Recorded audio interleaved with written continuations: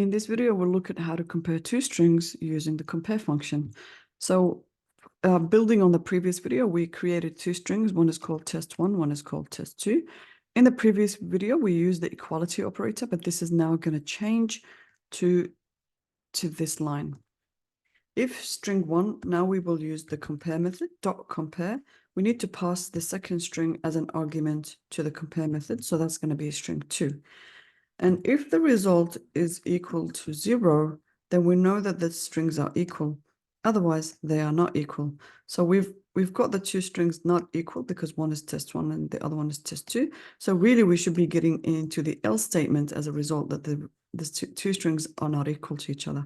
Let's compile and run and see how this actually works, or if it works as expected. So we indeed get that the two strings are not equal to each other. So that's the correct output. Let's make them equal to each other and see how the result should change to that the two strings are equal to each other.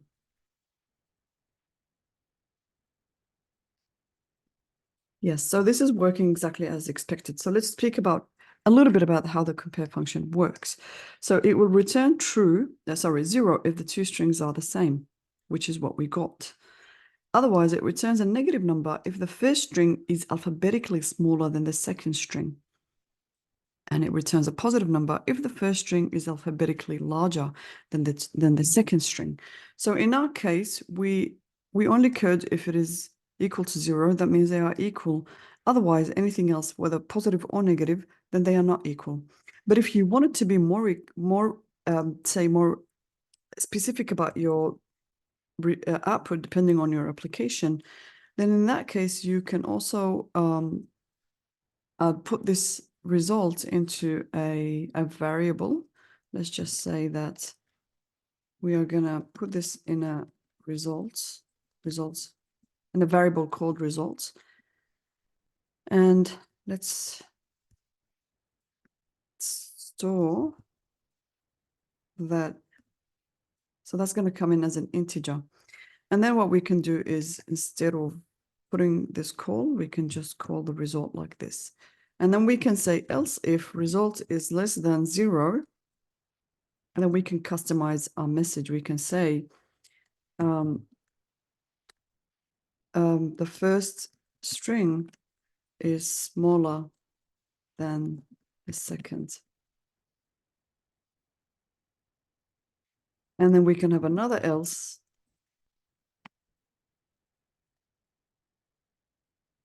In this case, we can say the first string is greater or larger, than the second.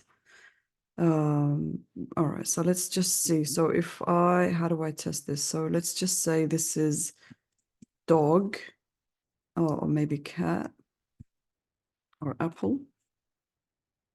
And this is an orange.